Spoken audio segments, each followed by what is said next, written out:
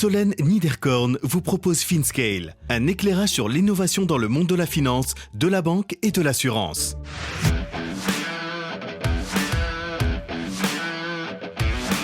Le market maker crypto qui passe à l'échelle. Guilhem Chaumont, CEO et cofondateur de Flodesk.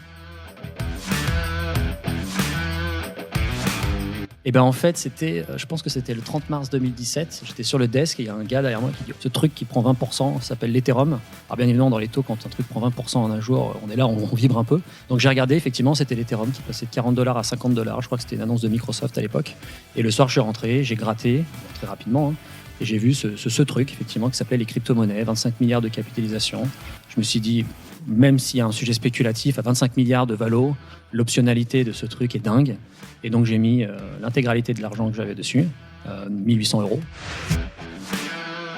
Après avoir bien creusé les notions de market making et de brokerage dans le cadre de la finance traditionnelle sur les marchés forex ou les dérivés, nous comprenons grâce à Guilhem ce que cela signifie dans le monde de la crypto.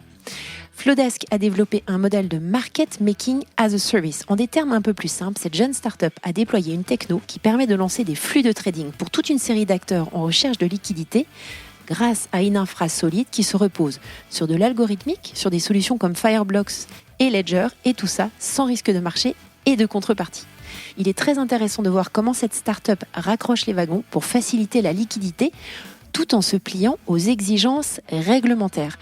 Nous reprenons certains risques comme le conflit d'intérêts ou l'insider trading et voyons comment Flodesk les prend en compte et les mitige. Nous revenons aussi sur la complexité du passage à l'échelle dans le cadre du market making et comment Flodesk a structuré sa tech concrètement pour devenir scalable quasi from day one. Enfin, nous parlons du modèle d'affaires et de la dernière levée de fonds de $30 millions à laquelle certains VC crypto ont participé. Bonne écoute à tous!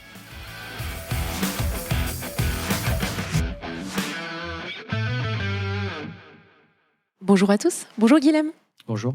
Hyper contente de retourner dans la finance 3.0 et de discuter de tout ça avec toi. Est-ce que je pourrais te demander, s'il te plaît, de te présenter ? Oui, bien sûr. Merci de me recevoir d'abord.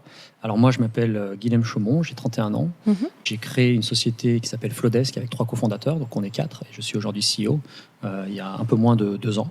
C'est une société qui en fait est une infrastructure de trading pour les crypto-monnaies, qui fait essentiellement de la connectivité aux exchanges et de l'exécution d'ordre. Ouais. Donc aujourd'hui, on est connecté à plus de 60 exchanges, beaucoup d'échanges décentralisés, bien évidemment, puisque c'est un sujet qui est central aujourd'hui. Ouais. Et par-dessus, on a construit un produit que nous, on aime appeler du market making as a service, Ouais. dont je pense on reviendra un peu plus tard. En détail.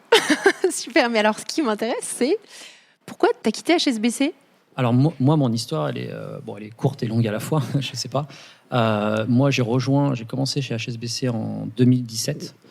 J'y suis resté un peu plus d'1 an en tant que trader dérivé de taux sur les taux, justement. Et c'est à ce moment-là que j'ai découvert le Bitcoin, donc début 2017. Tu pourrais nous dire comment ? Que tu me racontes ce que tu m'as raconté avant qu'on enregistre. Très bien. Et ben en fait, je pense que c'était le 30 mars 2017. J'étais sur le desk et il y a un gars derrière moi qui dit il y a ce truc qui prend 20%, ça s'appelle l'Ethereum. Alors bien évidemment, dans les taux, quand un truc prend 20% en un jour, on est là, on vibre un peu. Donc j'ai regardé, effectivement, c'était l'Ethereum qui passait de $40 à $50. Je crois que c'était une annonce de Microsoft à l'époque. Ouais. Et le soir, je suis rentré, j'ai gratté, très rapidement, hein, et j'ai vu ce truc, effectivement, qui s'appelait les crypto-monnaies, 25 milliards de capitalisation. Je me suis dit, même s'il y a un sujet spéculatif à 25 milliards de valo, l'optionnalité de ce truc est dingue. Et donc j'ai mis l'intégralité de l'argent que j'avais dessus, 1800 €. Voilà, forcément à l'époque j'avais pas beaucoup d'argent. Ouais. Et c'est effectivement ce qui a financé toute mon aventure entrepreneuriale, donc à la fois d'un point de vue purement financier euro, Ouais. mais aussi intellectuel. Parce que quand on met les doigts dans le truc, on s'arrête pas. Et pendant cette année 2017, j'ai découvert tellement de choses. Ouais. Plus tard, j'ai fait une société de mining où j'ai mis plein de cartes graphiques dans le garage de mes parents. Il faisait 40 degrés en hiver, c'était très marrant. Et voilà, je me suis passionné pour la blockchain, les cryptos, qui étaient vraiment à la convergence en fait de tout ce que j'aime, hein, la finance et ce côté geek informatique qui est tellement passionnant. Top. Alors, pour comprendre Flodesk, je pense que ce serait intéressant comme comme trame qu'on commence par des basiques de la finance traditionnelle, parce que je pense que dans l'audience, tout le monde n'a pas forcément travaillé en salle des marchés et n'a pas forcément en tête ce que c'est que le market making. Alors, est-ce qu'on pourrait, ça te va si on commence par, on va dire, décliner ça dans la finance traditionnelle pour ensuite en venir au concept dans l'écosystème crypto ? Bien sûr. Ça signifie quoi faire du market making et c'est quoi la différence avec le brokerage ? Alors, le market making, bon, déjà, ça porte plutôt bien son nom. Hein. Il s'agit de faire un marché. Donc, en fait, on pourrait même dire que le market making va bien au-delà de la finance. À partir du moment où quelqu'un fait un marché, ça peut être un vendeur de téléphone, dans une certaine mesure, c'est un market maker. Dans la finance, c'est un petit peu plus complexe que ça. Ça consiste en fait à proposer aux gens qui veulent acheter ou vendre de la liquidité à tout moment de la journée, quand c'est des marchés qui sont ouverts la journée. Dans les cryptos, bien évidemment, c'est 24 heures sur 24, 7 jours sur 7. Et donc, la manière dont les market makers proposent de la liquidité, c'est en remplissant ce qu'on appelle des carnets d'ordre qui agrègent en fait toutes les volontés d'achat et de vente et qui sont donc notamment essentiellement sur des places centralisées, même donc uniquement dans des places centralisées dans la finance traditionnelle.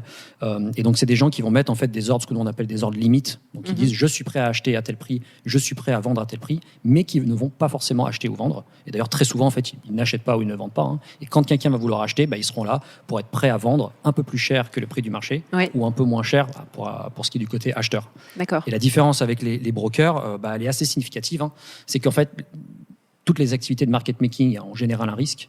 La partie broker, c'est juste très souvent de la transmission d'ordre sans prise de risque.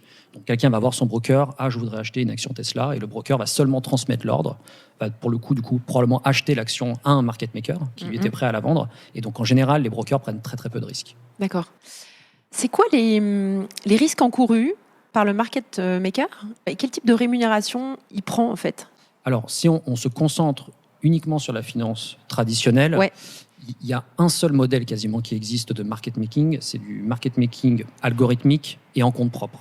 Donc ça veut dire quoi ? Ça veut dire que ce sont des hedge funds algorithmiques qui vont mettre leur argent sur la table, $1 million, $10 millions, et qui vont dire je suis prêt à acheter et à vendre à toute heure de la journée, et je vais espérer que dès que j'achète, je vais revendre un peu plus cher.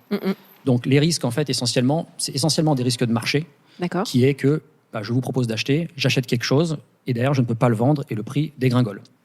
Il y a aussi également, bien évidemment, des risques de contrepartie, parce que ces gens-là mettent de l'argent, quand ils font du market making sur des actions, mettent des actions sur un exchange, etc. Mais dans la finance traditionnelle, évidemment, c'est plutôt bien encadré. Donc en général, le risque de contrepartie sur des activités de market making est plutôt bien encadré. D'accord. Au niveau de la rémunération, c'est vraiment en fait de la spéculation au final, où on va essayer en fait juste d'acheter et de vendre. Donc on va essayer de capturer ce qu'on appelle le spread. Donc c'est la différence entre combien j'ai acheté et à combien j'ai vendu.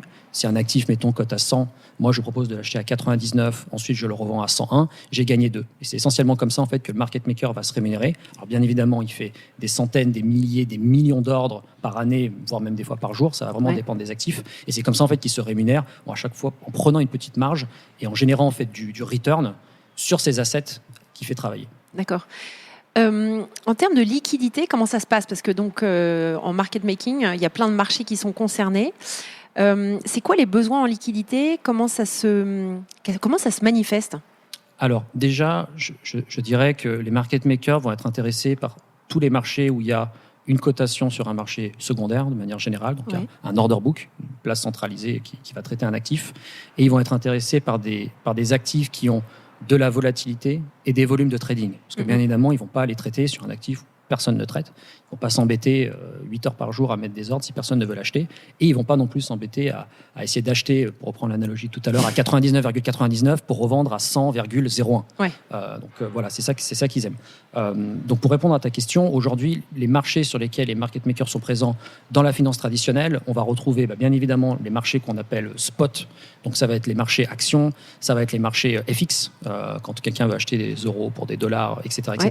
Et bien évidemment, d'autres marchés plus complexes, les marchés de dérivés. Je pense aussi aux ETF, les Exchange Traded Funds, qui répliquent la performance de certains indices ou de certaines classes d'actifs. Voilà, où les market makers vont avoir une propension à trader dessus, puisque bien évidemment, il y a un côté acheteur ou vendeur qui est très présent et qui a besoin justement de liquidité, qui a besoin d'acheter à toute heure de la journée des quantités plus ou moins significatives.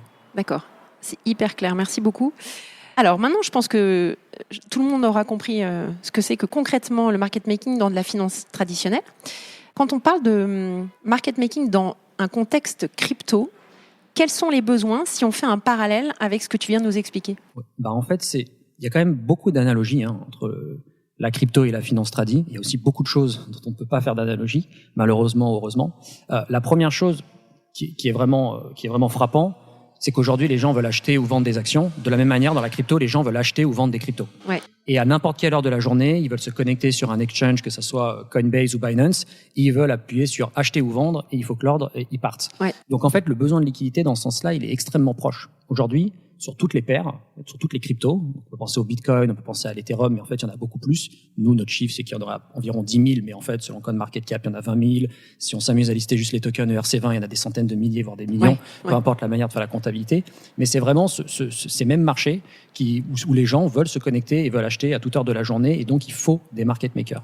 Là où l'analogie, elle s'arrête, c'est que dans la crypto, contrairement au marché traditionnel, il n'y a pas qu'un exchange où l'actif est traité. Très souvent, l'action L'Oréal est traitée sur une seule place, l'action Tesla est traitée sur une seule place. Euronext. Euronext en l'occurrence pour les actions européennes, ou Nasdaq, etc. Tout à fait. Sur la partie US. Là, les cryptos, on parle d'un marché qui est beaucoup plus fragmenté, puisque non seulement un actif va être traité sur plusieurs exchanges, des dizaines, voire même des centaines en fait, mais en plus, il va être traité face à plusieurs paires de cotations. Parce que mon action L'Oréal, j'achète avec des euros, mais mon Bitcoin, je l'achète avec des euros, avec des dollars, avec des Ethereum, ou des stablecoins, etc., etc. Donc on est face à un marché qui est extrêmement fragmenté. Bien évidemment, je n'ai pas parlé de la partie purement décentralisée, qui elle aussi a sa forme de complexité, mais où en fait, contrairement à la finance tradi, où on va avoir des actifs où la liquidité est extrêmement concentrée, parce que L'Oréal est une très grosse market capitalisation, traite qu'à un seul endroit. Là, dans la crypto, on va avoir des market cap qui vont être beaucoup plus faibles, des valorisations plus faibles, 1 million, 10 millions, 100 millions, mais qui en plus ont ce problème de fragmentation et où sont traités sur des dizaines de paires à la fois. Alors, si on reprend encore une fois cette analogie avec la finance traditionnelle, quel genre d'acteurs on va retrouver ?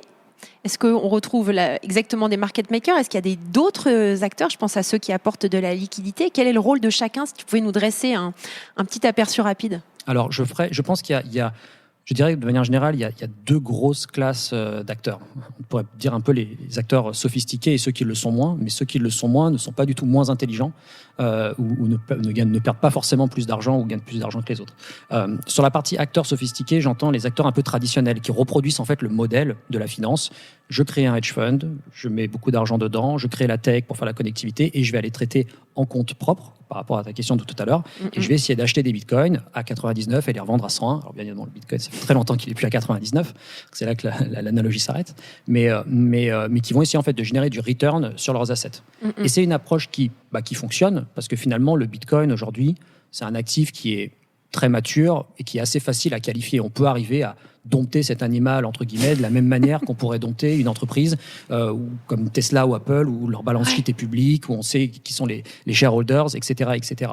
Par contre, bien évidemment, dans la crypto, il y a beaucoup plus d'acteurs justement qui sont beaucoup plus difficiles à qualifier et c'est tout l'enjeu de ce que nous on est en train de build.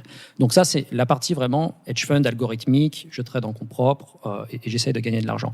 Il y a une autre partie de la liquidité qui est hyper intéressante, qui est amenée par la finance décentralisée en fait, où c'est les utilisateurs eux-mêmes qui vont aller apporter la liquidité sur des paires de trading.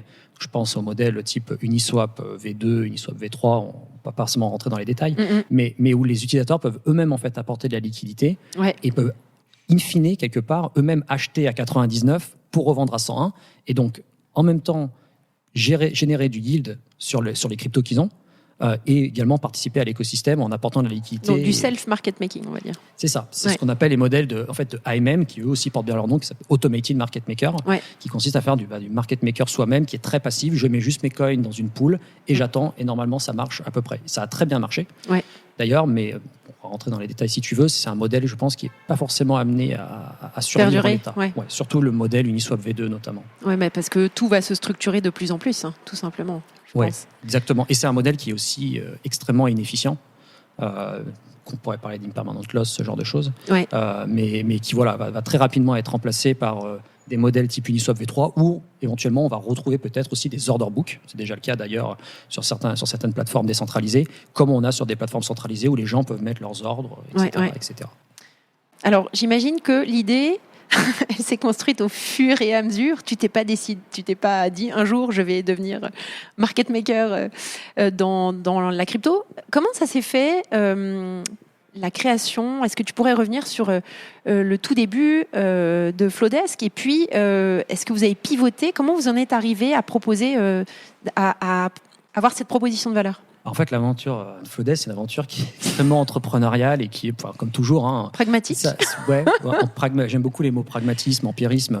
Ça nous est tombé dessus, puis à la fois non. En fait, c'était quand même très conscient et finalement, on a vraiment pas tant pivoté que ça au final. En fait, on peut recouper avec mon aventure entrepreneuriale personnelle. J'ai quitté HSBC, j'ai continué à trader en compte propre et progressivement, en fait, je suis avec mes camarades de plus en plus arrivé sur du trading algorithmique. Et de fil en aiguille, on a rencontré des gens qui nous ont dit « Est-ce que vous pouvez trader notre token ?» On a dit oui, comme très souvent.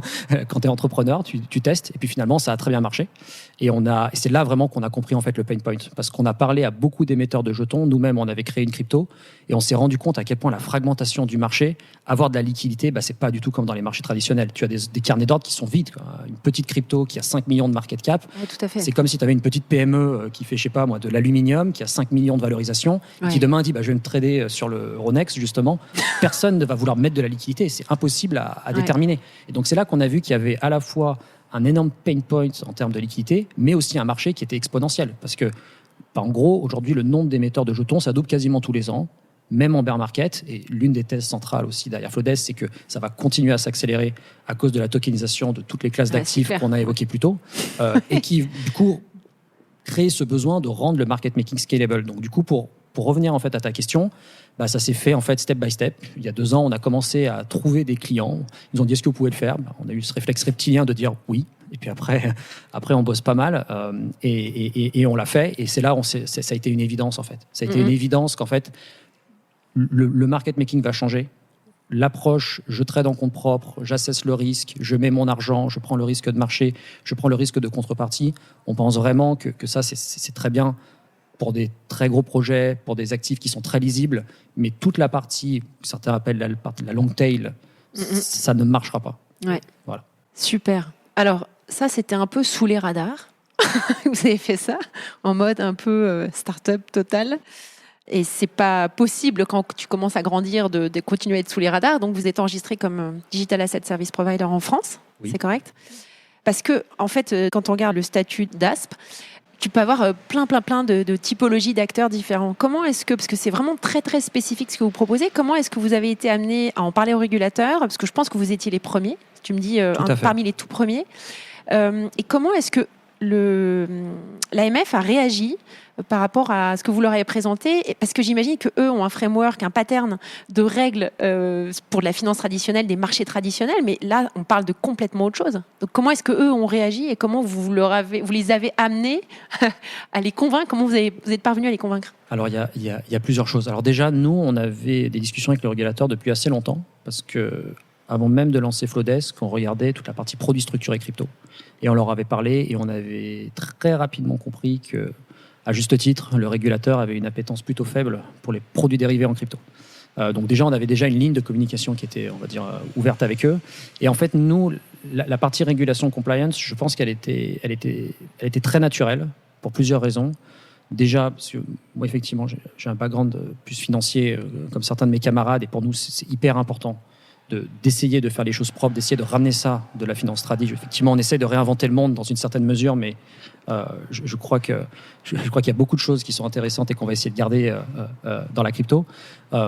Et donc, du coup, le sujet de la compliance, aujourd'hui, c'est vrai que nous, on s'est dit très rapidement, il faut qu'on fasse des choses, il faut qu'on fasse ça propre, et il faut qu'on arrive à amener des nouveaux standards. Et donc, en fait, nous-mêmes, indépendamment de l'agrément PSAN, en fait, on avait déjà mis en place des politiques de conflit d'intérêts, etc., etc. Et donc, tout ça s'est fait aussi dans un contexte où, en même temps, nos clients, qui étaient des émetteurs de jetons et pour lesquels on faisait du market making, avaient besoin d'autres services. Nous demandaient de faire du brokerage, nous disaient, écoutez, c'est quelques millions de dollars que j'ai sur l'exchange, est-ce que c'est pas risqué, est-ce qu'on ne peut pas les sortir? Donc, c'est des besoins de custody. Ouais. Et là, effectivement, ces besoins de brokerage et de custody étaient déjà très encadrés par le régulateur et il fallait obligatoirement avoir cet agrément. Donc, nous, on a fait en fait cette espèce de... On s'est enregistré pour ces services de brokerage et de custody, mais on a profité en même temps pour soumettre toutes nos procédures en fait, qui sont liées au market making. Ouais. Et donc c'est vrai qu'effectivement, techniquement, je pense qu'on fait partie des premiers à s'être enregistrés, peut-être les 10 premiers, je ne sais pas, j'ai jamais vraiment regardé la liste. Mais par contre, sur les activités pures de market making, effectivement, on est les seuls dans le radar du régulateur aujourd'hui. Alors, quel genre de... Tu as parlé d'abus de marché, de conflit d'intérêts. Quel genre de garde-fou on met en interne? Alors, peut-être que ça rentre un poil trop dans le détail, mais je pense que ce serait intéressant si tu pouvais nous donner quand même quelques guidelines en ce qui concerne la mitigation, risk mitigation, pour ce type de risque en particulier. Bien sûr. C'est assez simple. En fait, ça fait aussi écho en fait, au pitch, quelque part, que nous, on fait à nos clients. Aujourd'hui, si tu regardes ce qui se passe dans la crypto, tu as des market makers qui font du market making pour des émetteurs de jetons, qui ont donc des informations préférentielles, des insider information, comme on pourrait dire, et qui s'en servent pour trader. Le client dit « Ah oui, je vais être listé sur Binance ». Bah, le market maker, il achète plein de tokens. Ouais. Ça, on pense que c'est pas bien. Bien évidemment, dans la finance traditionnelle, dans une certaine mesure, c'est puni. Hein. Ouais. Et donc, nous, les procédures qu'on a mis en place, elles sont assez simples. Quand on a un client en market making chez Flowdesk, en l'occurrence en market making as a service, qui est notre produit phare, Ouais. Flowdesk n'a pas le droit d'acheter de tokens. Ouais. Les employés de Flowdesk n'ont pas le droit d'acheter de tokens. Il y a des déclarations, comme ce qu'on retrouve en finance d'ailleurs, sur les actifs. Tout à fait. Ouais. Ah, j'ai acheté ça, tu dois le détenir pendant plus de 30 jours, etc. etc. Et nous, on a tout mis en place des politiques de contrôle interne. On a beaucoup de formations. Ouais. C'est très important parce que effectivement on est une boîte de crypto, donc on a des gens de la finance traditionnelle qui ont un petit peu eu cette habitude qu'on avait à l'époque en banque. As-tu fait ta formation? Et voilà, je pense que tu te souviens. Je me souviens. Mais il y a des gens qui sont crypto native et qui n'ont jamais eu ces formations. Tout à fait. Ouais. Donc nous, c'est très important d'harmoniser ce discours. C'est pour ça que d'ailleurs la première personne que nous on a embauchée il y a un peu plus d'1 an, c'était une compliance officer sur des conseils de nos advisors. Et je suis plus heureux du monde d'avoir suivi ce conseil. Nous aujourd'hui, on a une team compliance qui est assez significative et qui est vraiment là pour traquer et pour essayer de vérifier qu'on fait les choses bien. Ouais. Mais c'est là aussi qu'on est en communication assez proactive avec le régulateur parce que lui aussi, il apprend en chemin. Lui aussi, il n'a pas envie forcément de faire juste CTRL-C, CTRL-V et d'apporter de la lourdeur à tous les acteurs de l'écosystème. Donc voilà, c'est une démarche aujourd'hui qui est assez proactive, mais qui est quand même bien encadrée, je trouve, par le régulateur. Top. Alors maintenant, j'aimerais qu'on s'attarde sur la tech. Comment est-ce qu'on développe ce type de produit concrètement et par quoi tu commences en fait? Alors c'est vrai que je pense que tous les founders de start-up doivent dire ça, mais on a le sentiment d'avoir la start-up la plus compliquée au monde. C'est un enfer en fait. C'est un enfer de faire du trading, parce que, surtout en crypto, parce que c'est 24 heures sur 24, 7 jours sur 7, 365 jours par an, sur plein d'exchanges, centralisés ou décentralisés. Donc on se connecte avec des clés API. Il y a un concept quand on trade sur des DEX de seed, parce qu'il y a des fonds qui sont reliés. Des decentralized exchange, je traduis. Oui, pardon, merci. et donc c'est vraiment très compliqué. Il faut un peu contextualiser. En fait, moi, je suis ingénieur de formation, mais je ne suis pas forcément dev particulièrement, mais c'est vrai que j'ai toujours été geek depuis 20 ans. J'adore les ordinateurs, je m'amuse à faire des sites, etc. Donc en fait, ce qui s'est passé quand on a créé la boîte, c'est qu'on n'avait pas de dev. Donc c'est moi qui fais une grande partie de l'infrastructure. Aujourd'hui, je suis un peu CEO et CTO par intérim, encore aujourd'hui. Et la tech, c'est la chose qui me passionne le plus. Ouais. Et en fait, ce que j'ai dit à mes camarades... Mais t'as connecté quoi au tout début? Je suis désolée de rentrer dans ce niveau de détail, mais donc, je ne sais pas, quelqu'un fait une ICO, passe par toi pour faire le market making. Comment est-ce que tu t'y es pris concrètement? Très concrètement, en fait, il avait des besoins donc, du coup, de liquidité. Donc on lui a dit, c'est toi qui vas créer le compte sur l'exchange. Tu vas mettre de l'argent dessus, donc tu as ton adresse de dépôt, tu envoies des fonds, tu envoies $1 million en Bitcoin et $1 million de ton token, et tu vas créer des clés API. Okay. Donc ça n'a rien de Web3 en fait, des clés API, c'est très Web2 d'ailleurs, tu nous les donnes et nous on va se connecter et nous on va trader pour toi. C'est ce qui d'ailleurs a donné ce produit innovant qui est quand même très différent du market making traditionnel, qui est que nous derrière on a intégré toutes les méthodes de l'exchange, on peut rentrer dans les détails de ce que c'est intégrer une API en REST, en WebSocket, en Fix, etc. Mais c'est pas vraiment le sujet, mais où derrière nous on a en fait build tous les algorithmes qu'on avait en fait quelque part aussi build avant pour nous-mêmes, parce qu'on faisait un peu de trading en compte propre, pour connecter ce premier exchange, et puis 1 an plus tard, on en a 60. Mais il y a un vrai sujet par contre d'infrastructure.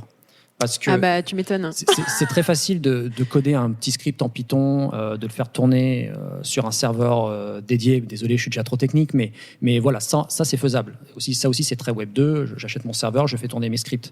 Mais dès le début, on a eu cette vision très forte que le nombre d'émetteurs et donc de marchés allait exploser. Moi, ma conviction, c'est qu'aujourd'hui, on est dans un monde où il y a peut-être 200 000 flux de market making, je dis un chiffre au hasard, mais que tout avec ce qu'on avait décrit avant, la tokenisation de tous les actifs et toute cette fragmentation de marché, fait que dans 10 ans, il y en aura peut-être 10 milliards. Tout à fait. Et la moindre start-up qui lève des fonds peut-être en seed aura un token et sera tradé sur un échange centralisé, un décentralisé, enfin que sais-je. Et donc dès le début, j'ai dit à mes camarades, il faut qu'on fasse un truc scalable. Et c'est pour ça qu'on a inventé je pense plein d'autres personnes ont dû essayer de faire la même chose et ont à minima eu la même terminologie, de market making feed as code. C'est-à-dire, non, il ne faut pas qu'on crée un petit script qu'on met sur notre serveur et on dit launch et puis c'est parti. Et le jour où il faut refaire la même chose, mais avec une autre paire, une autre monnaie ou un autre exchange, ça nous prend des heures, si ce n'est des jours. Ouais. Donc en fait, nous, quand on veut déployer des flux de market making, on a juste à le coder, market making feed as code, c'est du texte, un JSON pour être plus précis. Et après, on clique sur un bouton et en quelques secondes, c'est déployé et on a un flux de market making qui est live. Et tout ça est fait dans une infrastructure qui est cloud native, chez des cloud providers, on n'est pas sur des serveurs dédiés, et où on s'occupe même plus du hardware en fait. Et ça, c'est vraiment le sujet qui fait qu'en fait, aujourd'hui, on a fait ça pour nos 2 premiers clients il y a 1 an et demi, donc ça ne servait absolument à rien. Oui, mais c'est même embêté, comme tu ne l'imagines même pas. Si, j'imagine. Mais aujourd'hui, on a des clients toutes les semaines qui arrivent, qui nous disent est-ce qu'on peut le faire ? Oui, si vous avez passé la partie compliance, bien évidemment. Et puis derrière, les traders peuvent coder leur propre flux de trading. C'est même pas des devs d'ailleurs qui lancent les flux. Et on peut se connecter à n'importe quel exchange qui est onboardé dans notre infrastructure. Et c'est ça qui est absolument clé, parce qu'on est dans un environnement qui est extrêmement mouvant, qui va très très très vite. Et donc si tu fais quelque chose de fixe, de pas du tout modulaire, t'es perdu en fait. Donc c'est vraiment super smart. C'est exactement ça. Et puis les exchanges, il y en a des nouveaux qui arrivent, il y en a qui partent, il y en a qui reviennent. Sur la partie décentralisée, il y a des nouveaux modèles qui arrivent. Enfin, c'est essentiellement nous ce qu'on essaye de build. On n'est pas comme les autres market makers où on essaye de runner très très bien quelques centaines de flux de market making et on gagne de l'argent parce qu'on a mis de l'argent. Nous, notre sujet, c'est comment est-ce qu'on run des millions de flux de market making en parallèle de manière 100% automatisée. Et ça, c'est le sujet central qu'on essaye de craquer et time will tell si on y arrive. Parfait. Écoute, on a abordé plein des sujets. Déjà, c'est hyper enrichissant. Juste pour terminer sur l'infra, est-ce que tu pourrais nous dire avec quel type de service provider vous êtes connecté pour...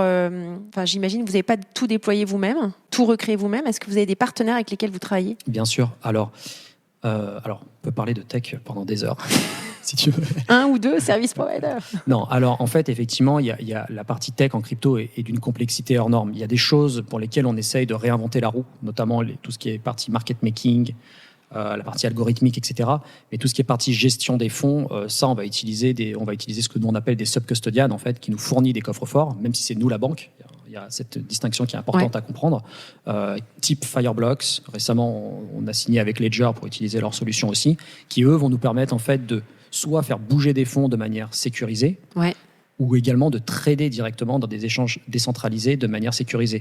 D'accord. Parce que la manière dont fonctionne une infrastructure de trading, à un moment, il faut quand même créer un ordre. Donc quand vous créez un ordre avec une clé API, je passe les détails, mais c'est relativement sécurisé. Par contre, quand vous voulez créer un ordre pour un échange décentralisé, il faut quelque part qu'il y ait la clé privée associée au fond, ce que l'on appelle la seed. Et si vous stockez cette seed juste dans un pauvre microservice, n'importe qui demain qui vient dans votre infra, vous pique la clé, vous pique instantanément les fonds, etc. etc. Top.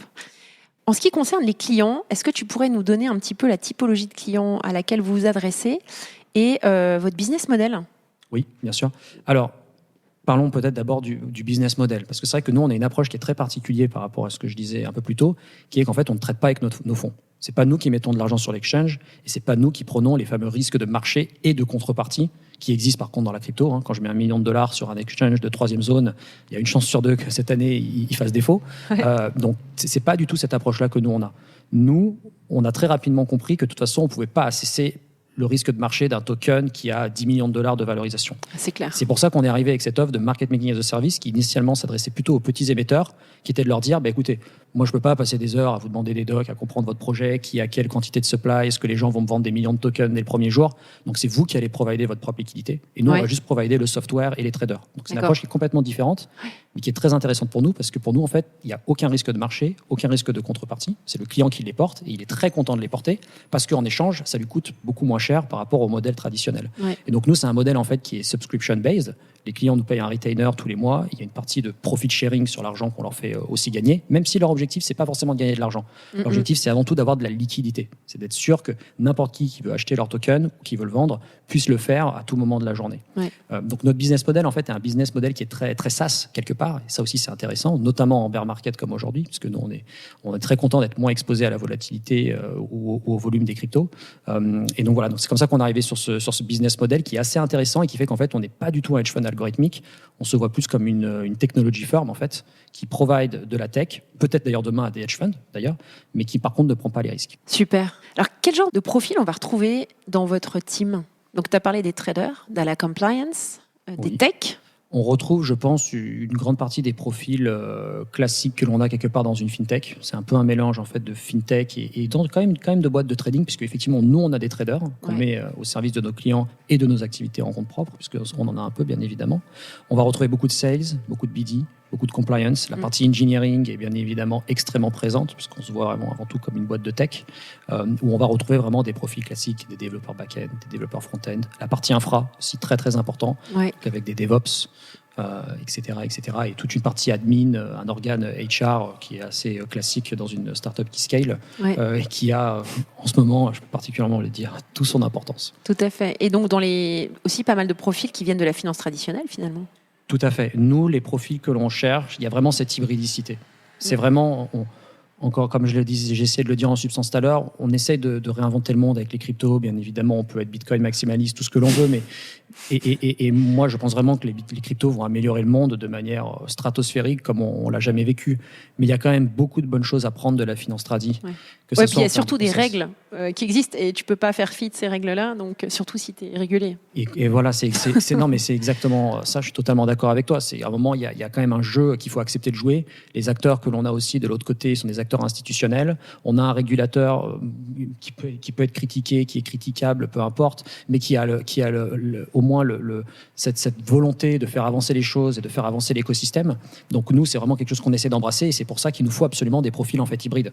Et c'est pour ça qu'on recherche à la fois des personnes qui sont plus crypto-natives, à la fois des personnes qui ont un profil historiquement, un background financier. Alors quand il y a les deux, là c'est le bonheur ultime, mais ces profils, bien évidemment, ils sont extrêmement précieux. Donc voilà, c'est vraiment cette hybridicité qu'on essaie de mettre en place. Top. Alors quand l'épisode sera publié, ce sera officiel. Est-ce que tu peux nous parler de votre dernière levée de fonds ? Oui, tout à fait. Donc là, c'est vrai que c'est une aventure qui est assez rapide. On a build une ambition assez forte autour de notre produit de market making as a service, mais aussi de tous les produits annexes qu'on est en train de développer pour les token issuers aujourd'hui et demain différentes typologies de clients. Donc c'est vrai que dans ce contexte-là, ça nous est paru assez légitime et évident d'accélérer. Et d'accélérer bien évidemment au niveau financier, mais aussi au niveau accompagnement, reconnaissance aussi dans l'écosystème, etc., etc. Donc là, c'est vrai que c'est pour ça qu'aujourd'hui, nous, on est très heureux d'annoncer une levée de 30 millions de dollars avec des acteurs dont on est très fiers. Il y a à la fois une combinaison de... Alors, le tour, pour être exact, il est co-leadé par Euraseo et Aglaé. Et on a beaucoup de VC traditionnels followers, Speed Invest, on a Isaïe qui nous avait déjà accompagnés sur un tour précédent, qui a la gentillesse de remettre avec nous, et ça c'est toujours super agréable. Et ensuite on a une vingtaine de business angels de l'écosystème, on a une dizaine de crypto VC, parce que c'était aussi très important pour nous, bien évidemment, d'avoir des crypto VC comme Fabric qui nous rejoignent, parce qu'en fait on voit une synergie qui est très très forte. Nous on développe une tech pour les token issuers, ces crypto VC investissent dans des token issuers, donc ça paraît assez évident. On est en train de sécuriser quelque part tout notre go-to-market pour les 18 prochains mois avec ça. Donc voilà, donc c'est une levée en fait qui est très ambitieuse, mais en même temps on est sur une entreprise qui a une croissance, qui a connu une croissance en 2021 qui est extrêmement forte. On a un business model qui bien évidemment parle à tous ces investisseurs, qui montre sa résilience aujourd'hui en bear market, si tant est que l'on soit en bear market. Donc voilà, on est ravis de les avoir. J'adore le disclaimer. Non, mais on ne sait jamais. D'ici, peut-être que quand l'épisode va sortir, le Bitcoin sera à 200 000 $. Qui sait? Ce qui ne serait pas dans mon intérêt, pour être honnête, mais peu importe. Donc voilà, nous, on a vraiment ressenti, au-delà de l'argent, ce besoin d'accompagnement. Et c'est pour ça, parmi toutes les offres qu'on a reçues pour faire ce tour, donc cette série A, on a vraiment choisi littéralement les gens qui étaient le plus proches de nous, géographiquement, mais aussi en termes de mindset. Et on est ravis d'avoir tous ces acteurs autour de nous pour nous accompagner. Génial. Alors, c'est quoi vos prochaines étapes ? Alors, les prochaines étapes, en fait, on est sur un scaling très fort de nos opérations, parce que, comme je disais en substance plus tôt, on a une activité qui est heureusement ou malheureusement 24 heures sur 24, 7 jours sur 7, 365 jours par an. Donc là, on a ouvert des bureaux à Singapour il y a 2 mois. On est en train de préparer l'ouverture de bureaux aux États-Unis. L'idée, c'est d'avoir le coverage sales et trading worldwide. Donc, on a un pur scaling des équipes. En parallèle de ça, on est en train de développer toute notre technologie et tout notre produit, parce qu'aujourd'hui, nous, on a une plateforme de trading qui est utilisée en interne et qu'on va mettre à disposition de nos clients et qui leur permettra de faire plusieurs types d'opérations. S'ils veulent, bien évidemment, toucher aux algos de market making, on leur en laissera le plaisir de le faire et on pense que beaucoup d'entre eux auront la capacité de le faire. C'est aussi l'un de nos enjeux, c'est de rendre le market making facile, ce qui est loin d'être facile pour le coup, mais aussi pouvoir interagir sur la plateforme avec tous nos autres produits financiers qui sont soit du brokerage, soit de la custody, ou soit ce que nous, on aime appeler du treasury management, qui est essentiellement aller taper dans tous ces sujets contemporains qui sont le lending et le staking. Bravo, Guilhem. Est-ce que tu pourrais nous recommander un livre ou un podcast avant qu'on clôture l'épisode ? Ouais, alors en fait, c'est marrant parce que du coup, j'ai écouté beaucoup de tes épisodes et j'ai vu qu'il y avait effectivement cette section. Toujours. Et moi, j'ai ce problème qui est que déjà, je n'arrive pas à lire. D'accord. Donc du coup, je me suis rappelé du dernier livre que j'ai vu. Et le dernier livre que j'ai lu, c'était la biographie d'Elon Musk par Ashley Vance en 2015. Ouais. Donc c'est vrai que moi, les seuls livres que j'ai lus, en fait, c'est des livres d'histoire d'entrepreneurs, des biographies, essentiellement. Il y en a tellement qui sont inspirantes, etc., etc. Et je n'écoute pas de podcast. Sauf le mien. Sauf le tien, bien évidemment. Là, j'en ai écouté un bon paquet. Et sinon, en fait, moi, je lis beaucoup Wikipédia. Dès que je revois un acteur que j'aime bien sur Netflix, je regarde sur Wikipédia. J'utilise beaucoup Stack Overflow, bien évidemment, comme tous les devs. Voilà comment on se forme. Merci Guilhem. Merci Hyper beaucoup. intéressant et merci d'être resté clair. Merci. À bientôt. Merci à tous pour votre écoute. Je suis ravie d'avoir partagé ce moment avec vous. N'hésitez pas à me contacter sur Twitter ou LinkedIn pour me faire part de vos commentaires ou de vos réactions. Et je compte sur vous pour noter cet épisode sur vos plateformes de podcast préférées. À la semaine prochaine!